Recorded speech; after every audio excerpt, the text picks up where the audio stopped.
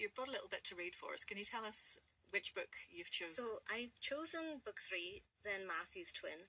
So this is about a man who lives in North Belfast, and he starts to have past life memories. They start to come back to him of a former life in medieval Carrickfergus, of being a soldier during Edward the Bruce's conquest, the Scottish conquest of Ulster around 1315.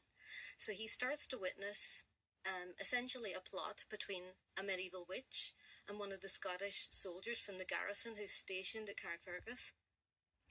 And he feels like it's a 700-year revenge plot that's going to come back and haunt him in the present-day life. So it's quite an intricate plot, but I've brought that with me, and I'll read an excerpt from you. So this is told from the point of view of the witch. Word would soon reach the Carrickfergus townsfolk of Beolan's whereabouts in Belfast, the obvious place where a keeper of grain would flee to. No, it was certain death to go there. Hiding in the woodland of Ben Madigan's Peak was the safest choice until Beolan thought of what course of action to take. But his plan was foiled before it had even been fully conceived. There he is! There's the traitor! Grab him! Men carrying flaming torches, women following with vicious dogs on tethers, snarling and baring their teeth. They all wanted blood. Beolan's blood. The family of 3 dashed out of the woodland and scrambled on upwards to higher ground, where a thick, dark expanse of heather bushes might swallow them up and give cover until morning. But the hands and feet behind them were too fast, fueled by rage and hunger and desperation.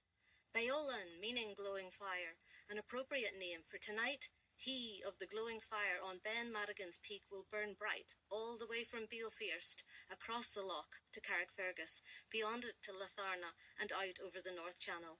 His ashes will reach the English lords as a message that we will fight back, and they will never take away what is ours. Young Phelan, only 6 years old, tore free of the hands that held her, and stood her ground facing the man who'd spoken. You do that, and you will feel my wrath. You, not the English, will feel the fury of my revenge. You wait and see. For as long as it takes, I will pay back all of you. Super dramatic. Thank you, Leilani. That's from Matthew's Twin. I know. So you have